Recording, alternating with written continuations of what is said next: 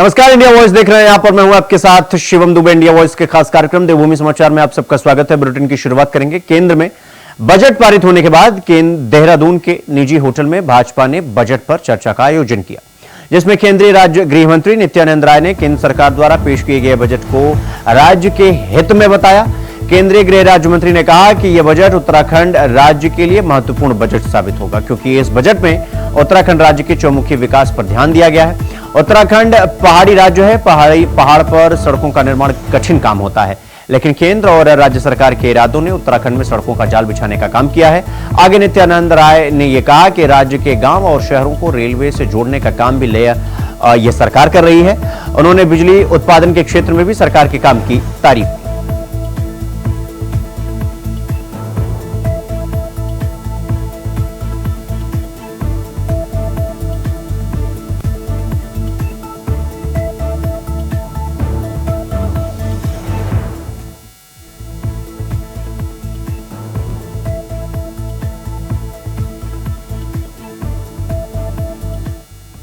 देवभूमि को नमन। आज की इस प्रेस वार्ता में उपस्थित उत्तराखंड भारतीय जनता पार्टी के आदरणीय प्रदेश अध्यक्ष भट्ट साहब, कृषि मंत्री माननीय गणेश जी, उपस्थित सभी हमारे माननीय प्रदेश के यहाँ पदाधिकारीगण, प्रवक्ता समेत, प्रभारी प्रेस समेत, माननीय विधायकगण, उपस्थित हमारे प्रेस के सभी भाइयों बहनों, मोदी जी का यह बजट वास्तव में 2047 का भारत कैसा हो, इसकी संकल्पना को पूरा कर एक मजबूत आधार देने की सोच के साथ है। 2024-25 का बजट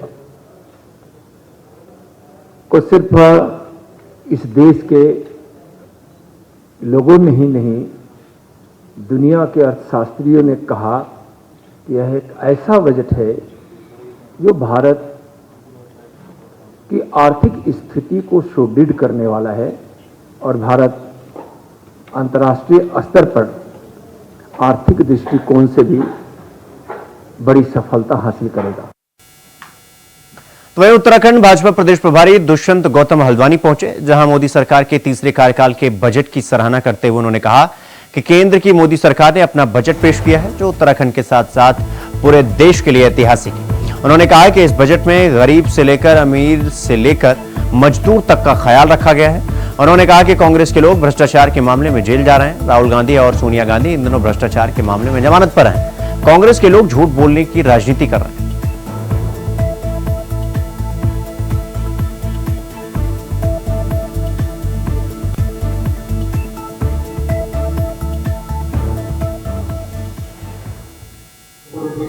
प्रधानमंत्री, यशस्वी प्रधानमंत्री जो 30 मतलब तीसरी बार प्रधानमंत्री बने, उनका 11वां बजट है।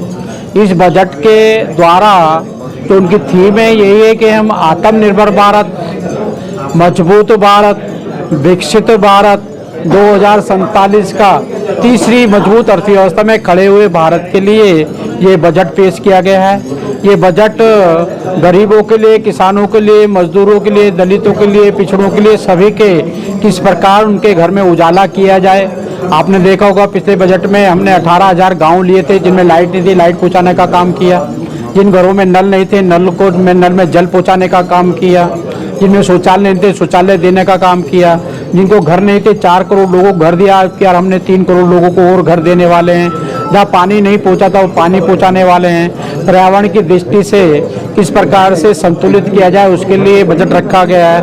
और साथ साथ जिस प्रकार से किसानों को मजबूत करने के आयुष जो उनको सम्मान निधि के साथ साथ उनको खेतियों के भी विकल्प दिए गए हैं। ऑर्गेनिक खेती का विकल्प दिया गया है, फूलों की खेती का विकल्प दिया गया है। और सबसे बड़ी जो खेती फल फूल की वो करते हैं उसको जब वातावरण नहीं हो, महंगा सस्ता हो, किस प्रकार से स्टोरेज किया जा सकता है। जब महंगा होगा जब उसको बेचा जा सकता है, ऐसे किसानों को अच्छे प्रावधान करने का काम किया है।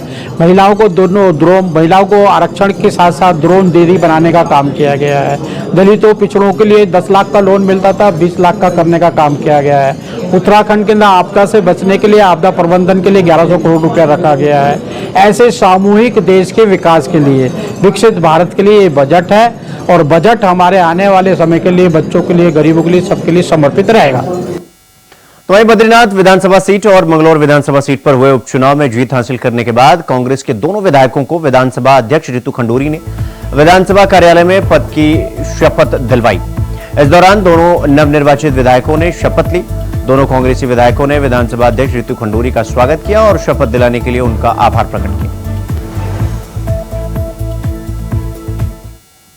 आज दो विधायक हैं जो कि कांग्रेस से हैं, उन्होंने मंगलौर से और बद्रीनाथ से अपनी सीट जीत कर आए हैं, तो उनकी आज शपथ हुई है। मैं उनको शुभकामनाएं और उन्हें बधाई देती हूं। तो विधायकों ने रितु खंडूरी का आभार जताया। और आपको बता दें कि मंगलौर विधानसभा सीट के विधायक और कांग्रेस के दोनों विधायक ने आज विधानसभा शपथ ग्रहण किया और साथ ही शपथ ग्रहण के बाद रितु खंडूरी का आभार जताया। और विधानसभा अध्यक्ष रितु खंडूरी ने कांग्रेस के उपचुनाव में दोनों विजयी विधायकों को आज शपथ दिलवाया विधानसभा का। तो दोनों कांग्रेसी विधायक ने शपथ ली और रितु खंडूरी का स्वागत किया।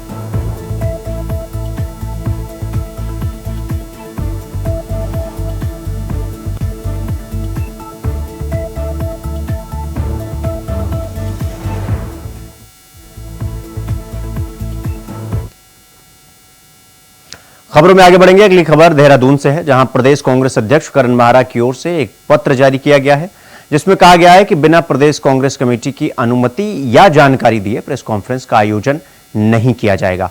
कांग्रेस के इस आंतरिक पत्र को लेकर बीजेपी ने भी अपनी प्रतिक्रिया दी है।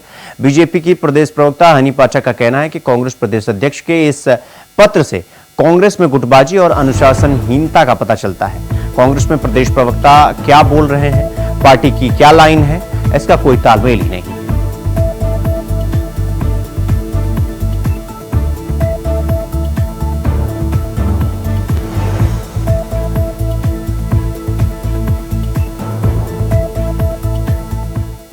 तालमेल दिखाई दे रहा है कांग्रेस पार्टी के संगठन में और प्रवक्ताओं में। गजब का ही अनुशासन है और तालमेल है कि पता ही नहीं है कि कब बाइट करनी है, कब बयान देना है, कब प्रेस कॉन्फ्रेंस करनी है।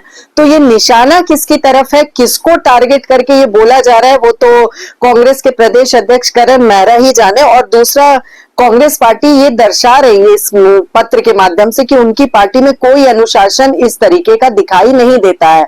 और कमाल की बात यह कि कांग्रेस पार्टी के सभी प्रवक्ताओं को, इवन बड़े नेताओं को भी बैसाखी पकड़ा दी गई है कांग्रेस अध्यक्ष करण माहरा द्वारा ये लेटर जारी करके कि तुम्हें मेरी ही बैसाखी पे चलना है, अपने कदमों को यूज तक नहीं करना है। तो ये जिसको अपने बड़े दिग्गज नेता मानते हैं, जिसको कहते कांग्रेस पार्टी के जनक हैं हरीश रावत जी, हम नहीं लेकिन ये जरूर मानते हैं, हरीश रावत, हरक सिंह रावत और ये जो इनके प्रीतम सिंह है, करण माहरा है, ये सारे के सारे जो अपने आप को बनते हैं, ये निशाना किसकी तरफ है, किसके गुट की तरफ है, हरीश रावत जी के गुट की तरफ कि प्रीतम सिंह जी के गुट की तरफ कि गणेश गोदियाल जी के गुट की तरफ, किसके गुट की तरफ? देखिए, भारतीय जनता पार्टी के नेताओं को ये समझना चाहिए कि कांग्रेस पार्टी के अंदरूनी मामलों में दखल करके उसे कुछ भी हासिल होने वाला नहीं है। और कांग्रेस पार्टी के आदरणीय प्रदेश अध्यक्ष करण माहरा जी ने केवल इतना आदेश दिया है कि कांग्रेस भवन में जो भी प्रेस वार्ता होती है उसका संज्ञान प्रदेश कांग्रेस कमेटी को होना चाहिए, क्योंकि कोई भी नेता अपनी मर्जी से कोई भी विषय उठाएगा, उस पर बोलेगा, तो वो जिम्मेदारी उसकी होती है, प्रदेश कांग्रेस कमेटी की नहीं होती है। रुक करेंगे अगली खबर की ओर। हरिद्वार में चल रहे कांवड़ मेले के अंतिम चरण में पुलिस प्रशासन की चुनौतियां भी बढ़ गई हैं।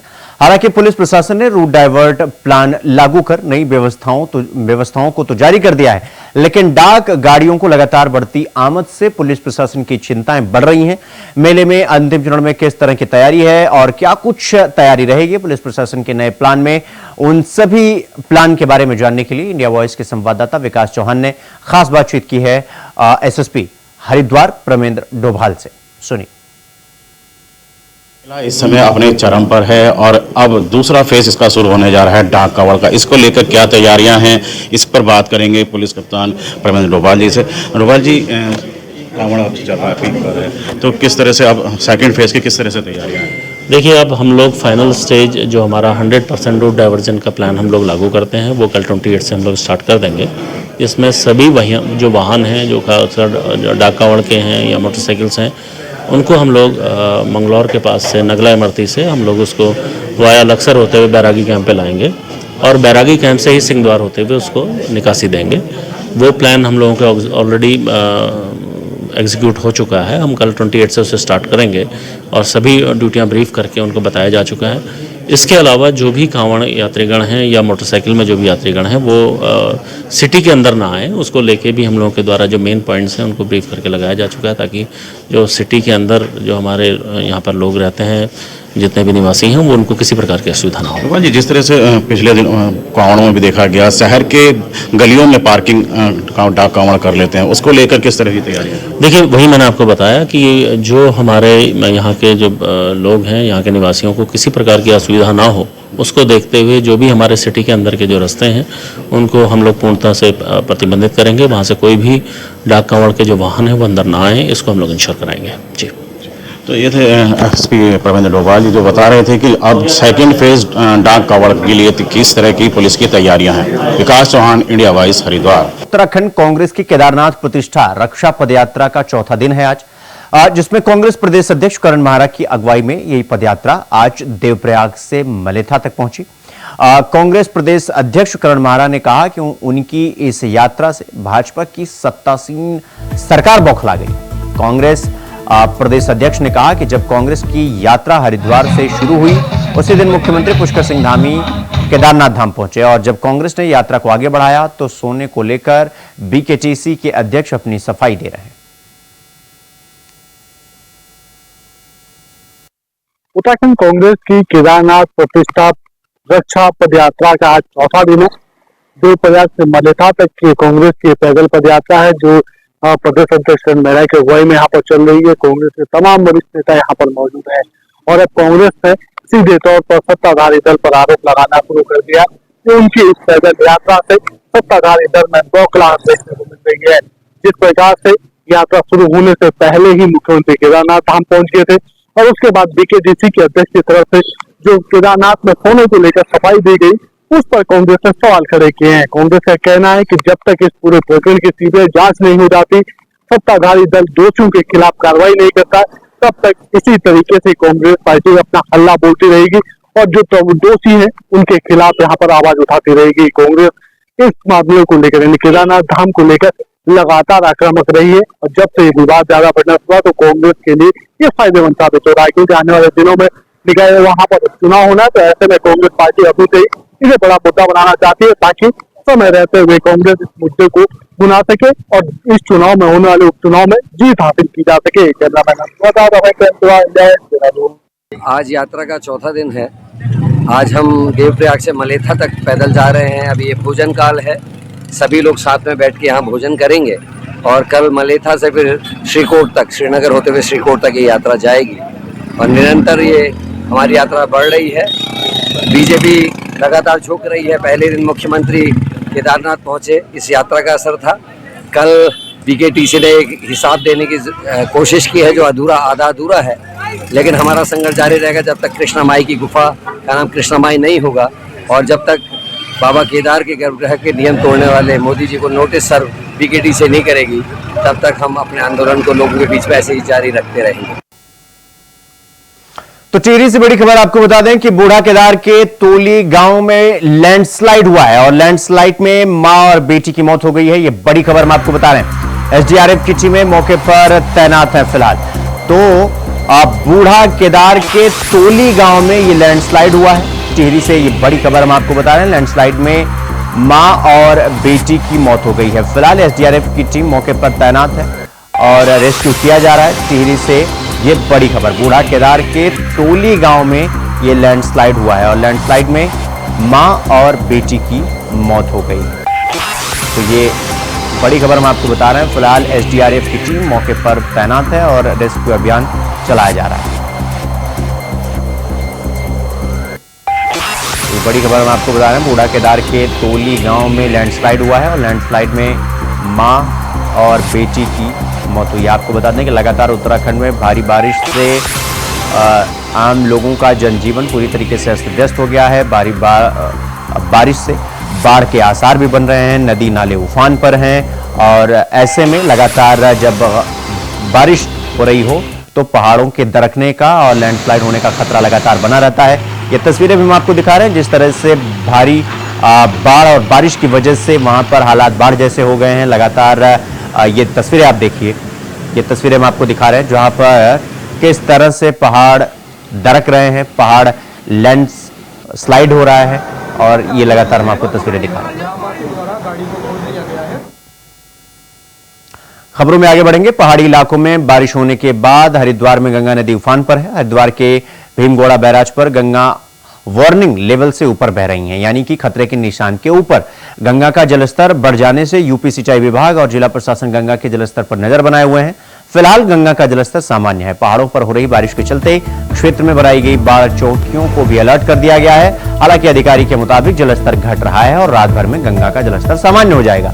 इस बार बरसात के सीजन में पहली बार गंगा का जलस्तर वार्निंग लेवल यानी चेतावनी का जो स्तर है उसको पार कर गया। अगर पहाड़ी इलाकों में इसी तरह बारिश जारी रही तो गंगा का जलस्तर और भी ज्यादा बढ़कर प्रशासन की चिंता को और भी बढ़ा सकता है। जैसे जैसे गंगा का जलस्तर बढ़ेगा वैसे वैसे प्रशासन का जो मुसीबत है और चिंता है वो भी बढ़ता जाएगा। ये तीन तस्वीरें हम आपको दिखा रहे हैं। पहले उत्तरकाशी, दूसरा गंगोत्री और तीसरा हरिद्वार। ये तीन जगह आप देखिए और तीनों जगहों पर आपको जो नदियां हैं वो उफान मारती हुई आपको दिखाई देंगी और इसका वजह भारी बारिश।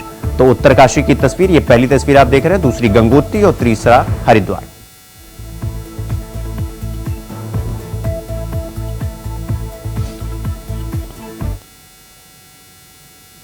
तो वहीं रुड़की में शिव भक्तों का आना काफी संख्या में बढ़ता ही जा रहा है। आज मंगलौर गंग नहर में कांवड़िया उस वक्त डूब गया जब वो हाथ मुंह धो रहा था। हालांकि कांवड़ियों को बचाने की काफी कोशिश की गई लेकिन कांवड़ियों को जब तक पुलिस निकाल पाती और अस्पताल ले जाती वहां पर उसे ले जाया भी गया, जहां डॉक्टरों ने उसे मृत घोषित कर दिया। सब हरिद्वार कावड़ लेने गए थे, कलश कावड़ हमारी बाहर रखी है। हम थक गए थे तो हमने सोचा यहाँ का आराम कर ले छाया में। यहाँ पर आराम करने के बाद हमने कहा कि सब हाथ मुंह धो के नहर में और कावड़ लेके घर चलते हैं। उसके बाद फिर हम यहाँ पे आए, मेरा भाई आया, वो यहाँ पे नहाने लग गया। वो मतलब हाथ मुंह धो रहा था पानी के अंदर, एकदम उसका बैलेंस बिगड़ा, वो पीछे की साइड गिर गया तो वो पीछे ही चलता चला गया पानी की वजह से। उसे तैरना नहीं आता, कम आता है और एकदम से वो नीचे डूब गया। हम सब कूदे भी उसे बचाने के लिए, सांस फूल के मैंने उसे पकड़ के ऊपर उठाया। वो एक बार ऊपर आया, उसके बाद फिर वो पता नहीं कहाँ चला गया। मैंने हाथ पैर मारा, वो मुझे मिला नहीं।